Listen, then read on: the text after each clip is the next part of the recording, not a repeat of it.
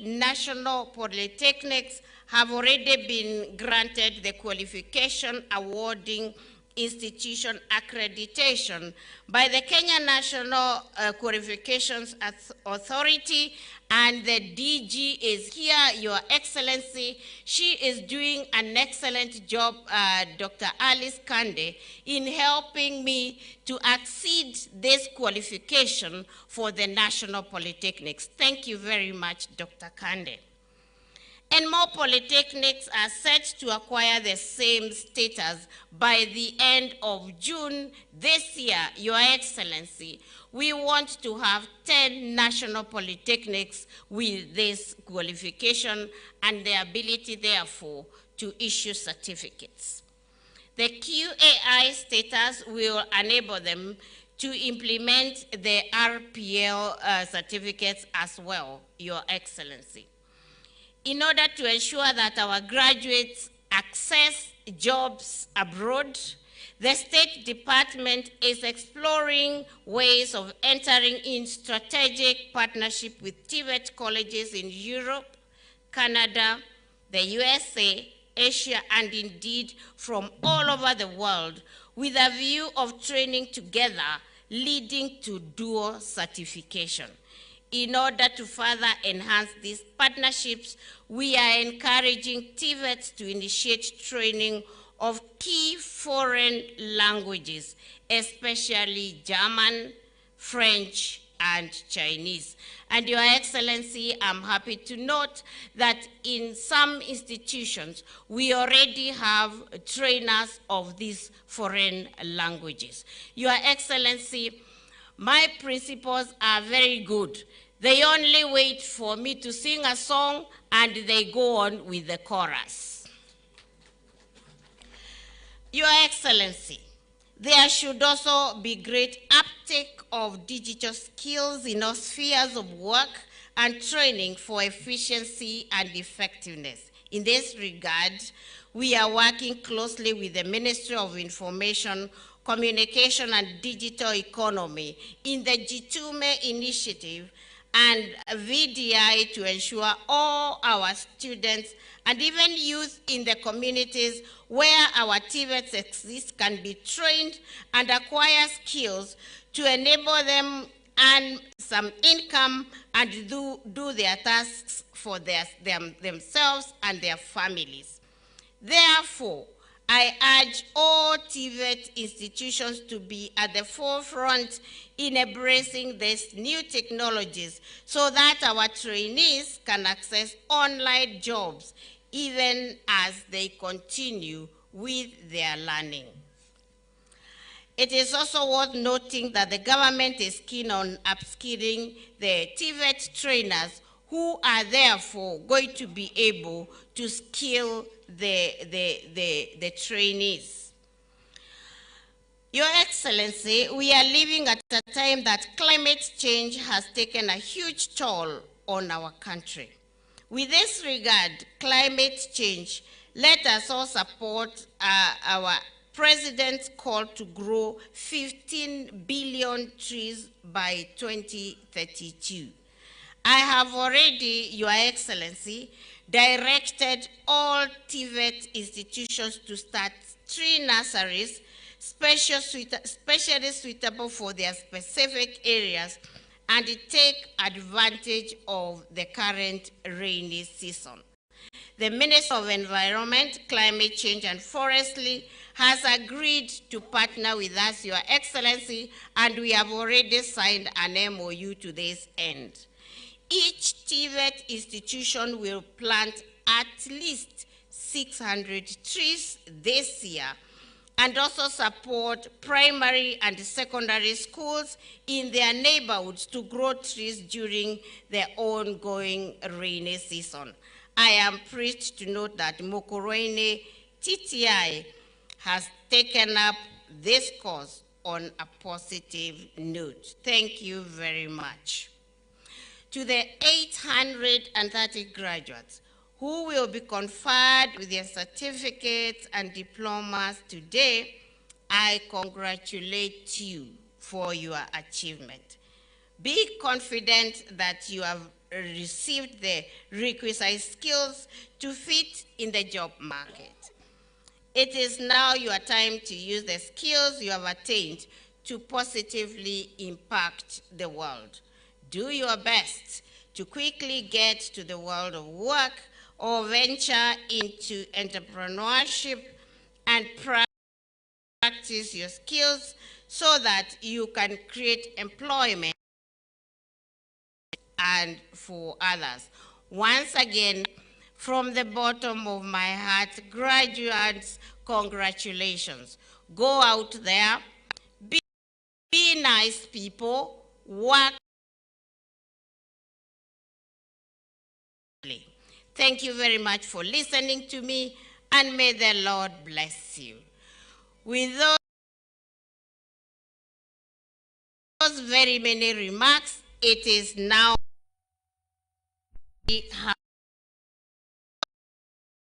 Your Excellency to address the congregation. Thank you very much.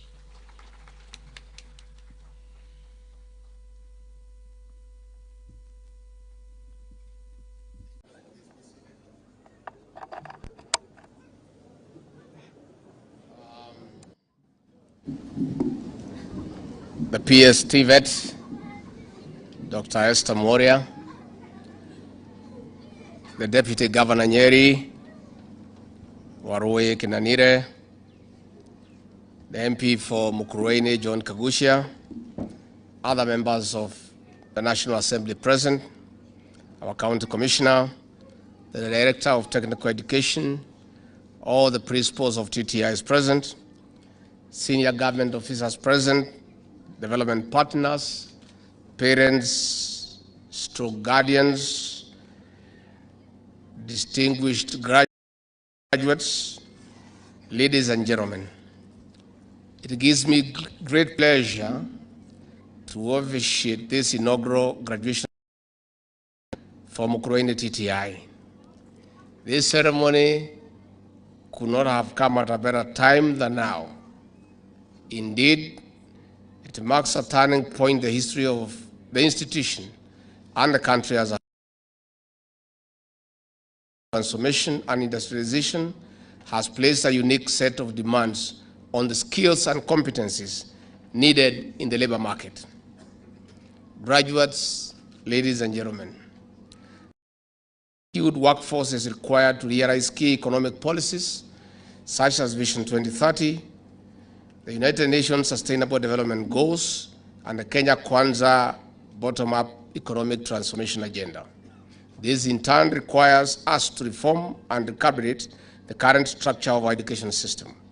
I would like to applaud the Mukurweini TTI board and the management for the tremendous work they have been doing, and especially putting Mukurweini TTI on the national map and ensuring activities of this great institution. Graduates, ladies and gentlemen, the current reforms in the education and training sector began when the Kenya Kwanza government came to power in 2022. This culminated in the appointment of the Presidential Working Party on Education Reforms, which is responsible for streamlining the implementation of the competency-based curriculum CBC and the introduction of a new financing model for public universities and TVETs. I do note with a lot of delight that Kenya Kwanza government has placed great emphasis on the link between competence-based skilling for improved employability, labor mobility, self-esteem, lifelong learning, and decent livelihood. In this regard, the government is in the process of employing 1,300 trainers in the current financial year and another 1,700 in the next financial year. As you may recall, in the Kenya Kwanza Manifesto, the government committed to construct technical and vocational colleges in the remaining 52 constituencies. To this end, I am glad to note that the government has made available a budget of 1.05 billion in the 2023/2024 financial year to construct the first 15 TTIs. Further, I am glad to note that Nyeri County already has TVET institutions in all the 6 constituencies and 28 vocational training centers, or the village polytechnics as originally known, under the management of the county government. This is an enormous resource for the youth of this country. As you are aware, we have initiated a robust program for fighting alcohol and drug abuse among the youth,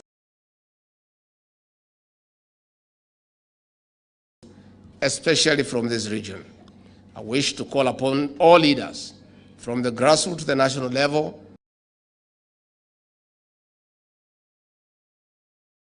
and have them admitted to these TVET facilities so that they can acquire employable skills. This will ensure the youth do not spend time abusing and drugs. Finally, I have noted with gratitude that Mukurweini TTI is one of the colleges that have been constructed with the support from the African Development Bank, 500 million Kenya shillings. I have been informed that the college can accommodate over 5,000 trainees. I further note that the construction and equipment of a new phase with the plans to construct and equip a mechanical engineering department. I wish to express my sincere gratitude on behalf of the government of Kenya to aid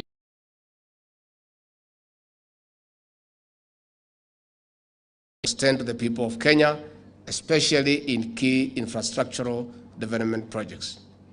To the graduates, the over 800 graduates graduating today, I congratulate you for your achievement. It is now your time to use the skills you have attained in this institution to positively impact the world.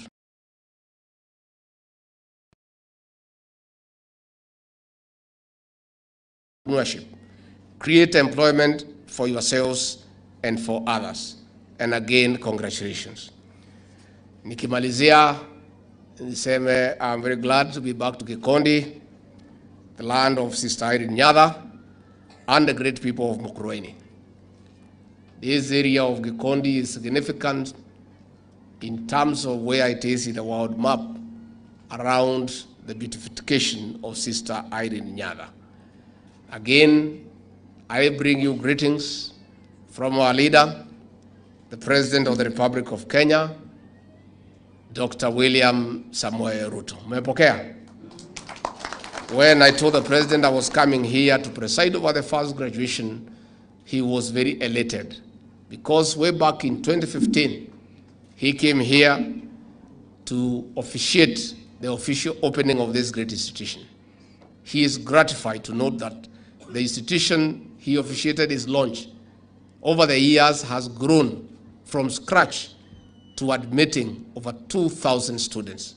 Rais wetu amesema pongezi kwa the Board of Governors and the management and the teaching staff and the people of Mukurweini. Mimi niseme ya kwamba hao maneno ya TVET is a way to go for the technological development of our country. Imparting technical skills to our young people is the right intervention towards our technological development. These young men and women who have graduated today will be very, very useful in our agenda of affordable housing. You are aware, among the 5 pillars of the Kenya Kwanza plan under President William Ruto is affordable housing. There is a debate going on when we are asking people to contribute some little money towards the House Development Fund. The affordable housing program has 2 phases. The first phase is to put up 200,000 units every year to bridge the housing gap, especially in our urban centers, so that Kenyans can live in dignity and leave the slums.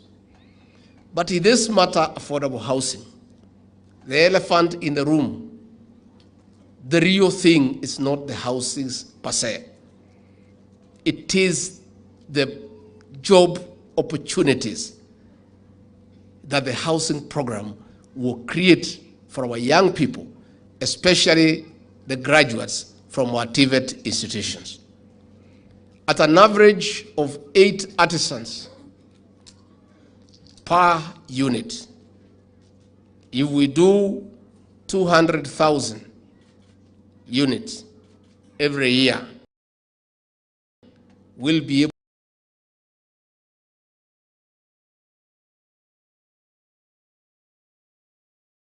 able to create about 1.6 for our young population. And that is why we want to ask all Kenyans, wherever they are, to find it important and necessary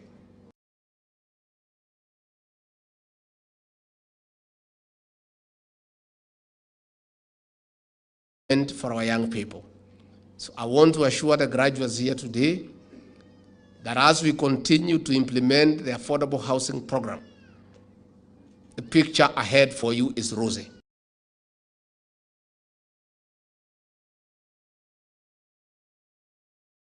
Engineering, those who are architects, those who are quantity surveyors, those who are artisans with certificates, and all other forms of technical qualification, that there will be sufficient opportunities for you in the affordable housing scheme so that you are gainfully employed of your country, but to advance yourself as a Kenyan towards the future.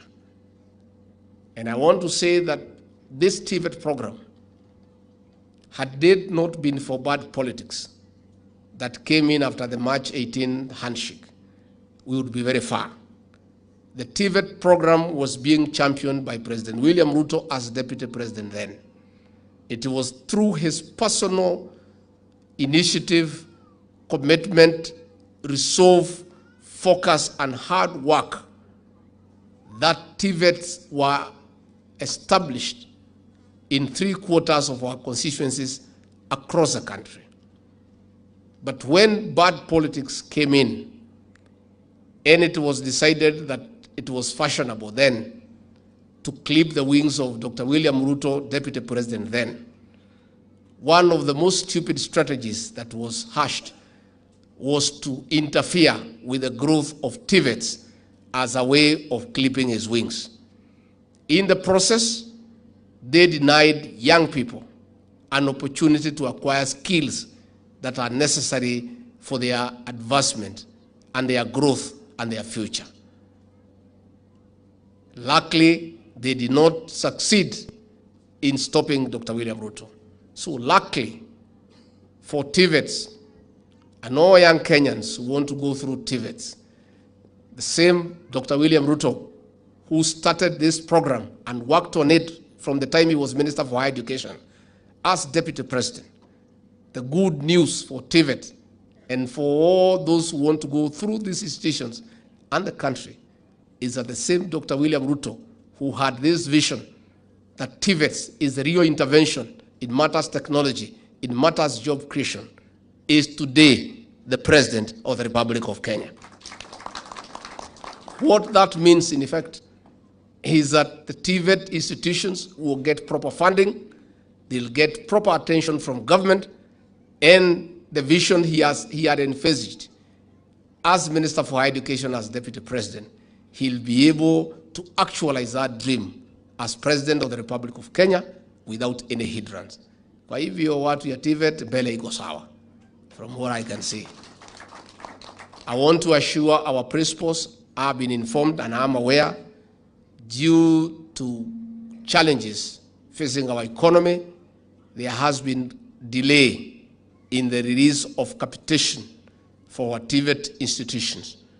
When I get to Nairobi later this evening, I'll be able to have an urgent meeting with Professor Dungu, the Cabinet Secretary for the National Treasury, so that we can agree on an immediate rollout of the release of monies from the capitation program so that these institutions can be able to proceed without too many difficulties. So our principals, tulikuwa na shida mingi. No, when I talked during the inauguration at Kasarani, sijui kama muliangalia.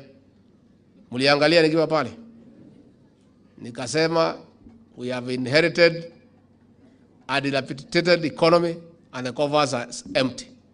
People thought I'm mischievous, or I was just chiding the outgoing administration. I was just being truthful. Najua hii maneno ya kusema ukweli ni mambo ya maana sana. That is the truth. We are struggling. 2 months ago, we even had challenges to release our salaries on time because the president has decided, and rightly so, that it is stupid to borrow money to pay salaries because it is not sustainable. So we have to pay our salaries. We have to fund our recurrent budget from our own revenue. So what the government has done is to come up with a mechanism to make it very efficient on how to collect revenue, how to deal with tax evaders, and to make sure that Kenyans pay tax so that we can fund our recurrent expenditure. If we have to borrow any money for whatever reason, it must be for sustainable development projects. But for recurrent expenditure, salaries and other things like transport, it does not make economic sense to borrow money from other countries or locally. That is why we have had this challenge of release of money for capitation, because we have to collect this money from the people of Kenya. So we want to ask you to bear with us, but I'll seek an intervention later this evening with our CS so that our institutions are able to progress without too much difficulties. Kwa hivyo mimi nimeshukuru sana na watu ya Mkurueni, vile imesemekana hii shule iko hapa kwenu. Ni makosa kubwa ya kwamba tukiwa na wanafunzi 2,000 na hii shule iko hapa nje kwenu, watu wa Mkurueni muko 200. Hao wengine 1,800 wametoka kwingine, na ni sawa. Lakini kwa sababu iko capacity ya 5,000, I agree with the Honorable Kagusha. Watu ya Mkurueni mujaza hii pahali kwanza. Kaiwega uma kanako. Egemi. Yanagelia. Sasa hii shule inajulikana. In fact, this great county of Nyeri, because I come from here, and I'm very proud to come from here, and I have no apologies to make to anybody. There's a land of freedom fighters, the land of heroes, the land of straight shooting people, the lands of courageous people, the land that has no time for cowards.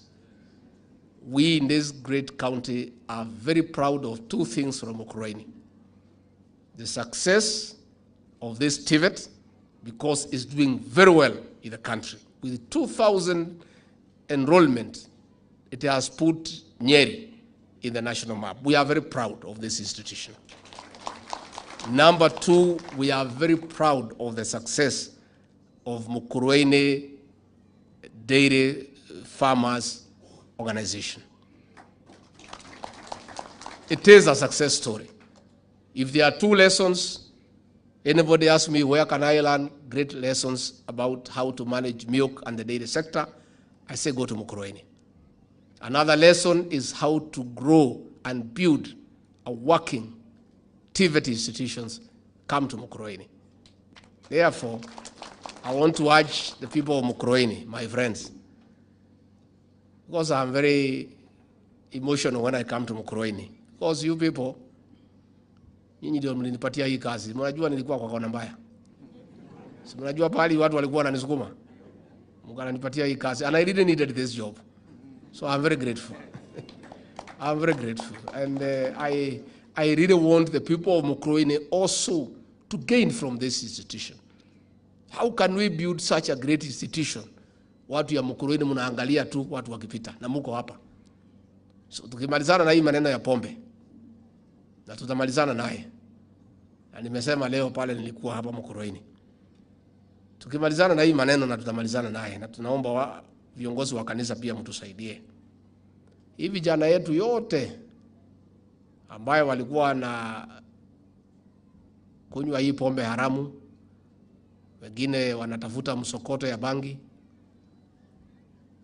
hao vijana wote Mwanakagusha umefanya mzuri, umeweka 10 million, nafikiri uongeze, wakuja hapo wasome, so that they get skills tuwasaidie. Hao vijana wote mwatafute, wakuje hapa, they learn skills that can be useful to them. And since I'm Mkurueni and in Nyeri County, let me reiterate, the war on alcohol and drug abuse is on. And the government policy on that matter is very clear, and I have pronounced it very clearly on behalf of the President, that chiefs and their assistants are incompatible with the drugs and illicit alcohol. That in allocation, we cannot have the chief at the same time have the illicit alcohol. One has to give way. And since alcohol cannot make a decision because it has no mind, the person to make the decision is the chief. So chief aamue kama ni yeye atakaa kwa location ama ni pombe. Si ni waamuzi rahisi sana. And I've told them they have 11 days towards the end of this month to make that decision. Na mimi kwa sababu ni Mkristo, najua mimi ni bwana ya pastor. Mimi niko na huruma sana na sina haja hao machifu wetu na manaibu wapoteze kazi yao, kwa sababu kazi yangu na rais ni kutafutia watu kazi. Ours is to create employment. It's not to make people lose their jobs. But we also want to be very honest with each other. It's good to be honest. Much as we want the chiefs and the assistants to keep their jobs, they also must do their work.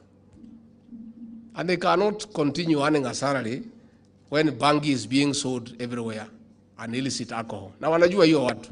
Hakuna chifu hajui hiyo watu. Hata nyinyi mnajua wanajua. Hata nyinyi mnajua ni vile hamjui vile la kufanya.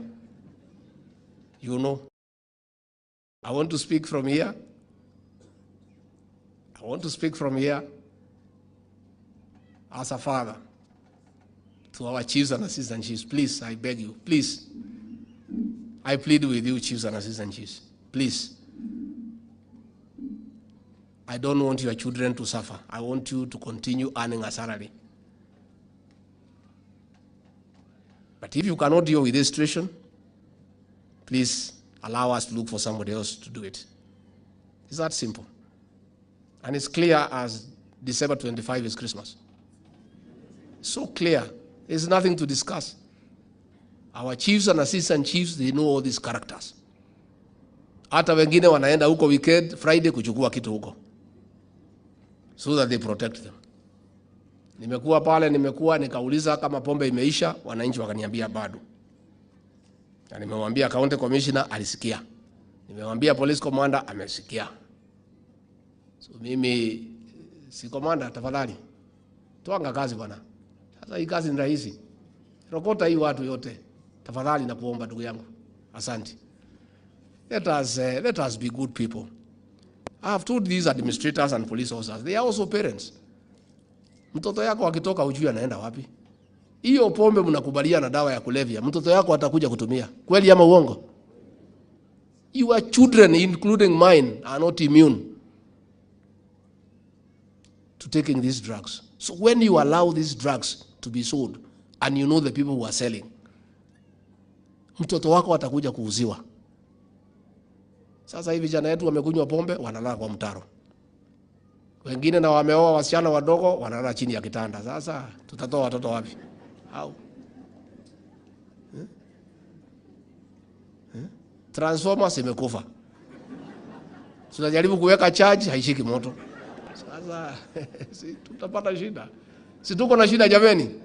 Na mimi sina ubaya na wenye kuuza hii pombe na wenye kuuza hii bangi. Mimi sina shida na mtu yeyote, lakini tutakubalia nyinyi namna gani mtumalizie watoto tukiona? The president and I will be very responsible leaders to allow our children to be destroyed by drugs and alcohol when we are watching. We cannot, even God cannot forgive us. And I really want to say it is very sad. Ya kwamba for the last 5 years, the government sat and watched watoto wetu wakiuziwa sumu na madawa. Watu ya serikali tu wanaangalia. Hii machifu yote kuliko kufanya hiyo kazi wakaambiwa waende kazi ya kuuza Azimio. Sasa hiyo ni kazi. That is the work they were doing. So the new government, the new administration of Dr. William Ruto and I is focused that we must protect our young people. Why are we building these institutions of TVET? Tutatoa wapi vijana ya kufanya kazi tukiwakubalia wamalizwe na hii madawa ya kulevya na hizi pombe haramu? Na hii watu wanauza pombe haramu, si mtafute biashara nyingine ya kufanya. Mvua imenyesha, mnaweza panda maharagwe. Mahindi iko. Kibarua iko. Lakini kuendelea kuuzia watoto wetu sumu, we cannot accept. Please, we can't.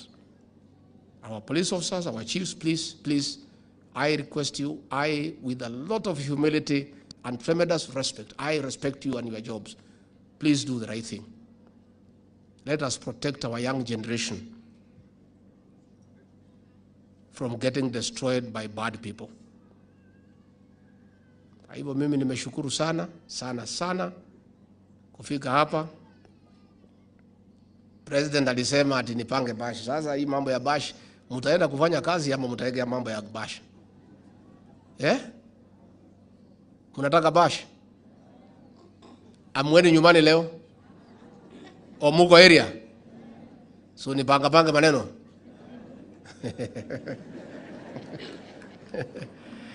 Aya, sasa unajua mimi ni mtu ya kuajiriwa. You know, when you are employed, you just do what your employer say. Sisi hatuna sauti. Sisi ni watumwa. Sisi ni wafanyikazi. Sisi ni watu ya kuamrishwa. Sasa hii vijana ndio walinipatia kazi. Wakisema nipange bash, sasa ni lazima nipange kwa sababu wao ndio wenye kusema. So kwa hao vijana wetu and graduates, nitawacha nusu milioni kwa bash yenu. Ndio mpange maneno yenu na mfurahie. Alafu tuone vile maneno itaendelea. Nimeshukuru sana. Na niliona watoto wadogo wale wa Record Primary School wako hapa. Those young good children, you are here.